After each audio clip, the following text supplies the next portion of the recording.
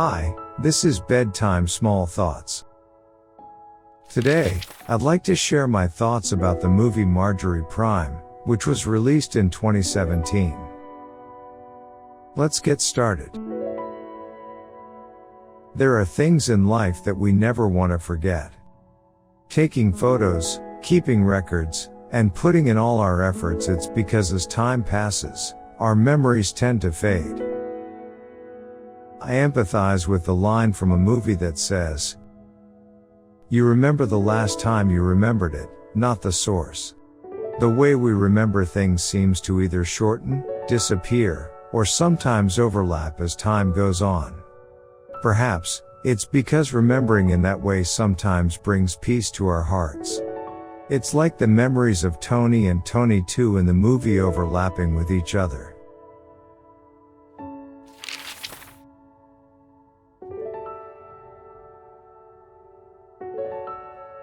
Someone around me asked if I would use the hologram technology like in the movie to preserve memories if it were available to us right now.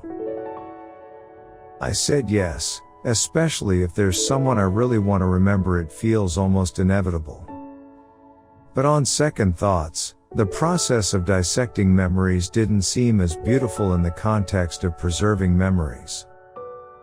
In fact, I feel it's more natural that some memories fade away and disappear as time passes. And perhaps, some memories might be better off overlapping and distorting like in the movie.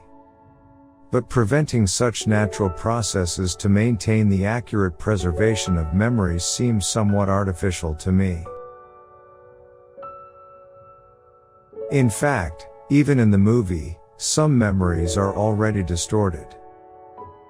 We tend to remember things the way we want to remember them. It's not something that happens with strong intention. It naturally occurs unconsciously because it's a process of self-protection. In the human brain, this process occurs naturally and continuously. But it's different when using a hologram memory device. Once you input something, distortion is no longer a natural occurrence. For example, in the beginning of the movie, when the characters Marjorie and hologram Walter Primed have a conversation, Marjorie tries to change her memory of the day her husband Walter proposed to her. It's like how we tend to package our past memories more beautifully.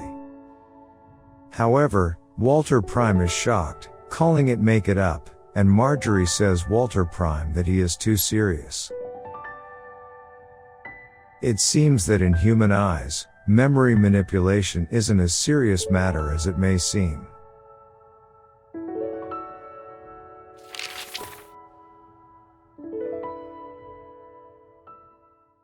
Maybe that's why in the end we only remember the last time we remembered it. Our memories might not be records of facts. They could be traces of manipulation reflecting our preferences and will. And just like everything else, these traces might change over time, almost like living things. Some things grow, while others fade away, all for the sake of new manipulations. However, it seems that this natural change in memory isn't integrated into the Prime's functions. In Prime's memory storage, there's only accumulation, nothing else. To manipulate, one has to repeat or input some informations, then Walter Primed just remembers that too in the future. The reason for relying on hologram Primed seems to be because there's no other way. It seems to be the only way to alleviate the longing for the person I want to remember. However, the users of Primed seem to be aware that this dependence on Primed cannot last forever. That's why John, who inputs his memories into his wife's hologram, didn't appear particularly joyful. The process of inputting his memories to replay his wife's memories felt different from when he was sorting out his mother's belongings and having a conversation while his wife was still alive. Inputting memories into Prime felt like teaching a parrot to speak a simple input without any empathy or connection. But what John wanted to preserve was just factual records of what happened with someone. Even though longing makes us want to preserve such things, Prime's users eventually seem to realize that the memories stored in Prime aren't alive. They don't naturally change or manipulate like human memories. Perhaps that's why people using Prime end up looking sad.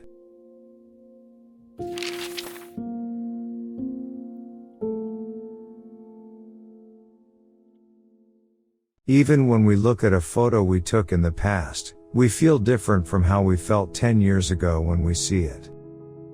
That shows that memories change along with the growth of one's life. However, the memories stored in Prime remain unchanged and only play them back in the form of a person. How is this any different from looking at a somewhat realistic picture? And the fact that Prime updates records based on the user's reactions. Isn't it similar to a slightly advanced voice recorder with a bit of learning capability? It's just like a recording device that captures the prime time of the person I want to remember. I think that memories are not like a frozen photograph, but rather a process of recalling and interpreting while looking at the photo. The photo is just used as a medium for this interpretative process. However, what feels different about Prime compared to photos is that it seems so human-like that users tend to become overly dependent on it. And that's why people tend to forget that it's just a medium to revive memories. In that sense, the daughter's jealous reaction towards her mom relying more on the hologram than herself seems quite natural. Among the characters in the movie, John, who directly input memories of Walter, Marjorie, and even his wife into Prime's, appeared the most pitiful to me. Retrieving his own memories one by one, storing them in the hologram. Checking them and repeating the process of disappointment seemed to intensify his sense of loss. Like all memories, the feeling of loss should gradually fade away, but he seemed to have experienced too many processes trying to prevent that from happening. So I thought that John would eventually stop using his wife's Prime. Because things that need to be forgotten should be forgotten. If the saying that memories are about remembering the last memory is true, then the fading process is also a part of the role of memories. So, if someone were to ask me again, I would probably say that I won't use Prime even after losing someone I truly love. Now it feels like that's a way to remember that person more authentically. And in that way, it feels like both that person's memories and mine will still be alive. Those are my thoughts on the movie Marjorie Primed for tonight. Have a sweet night.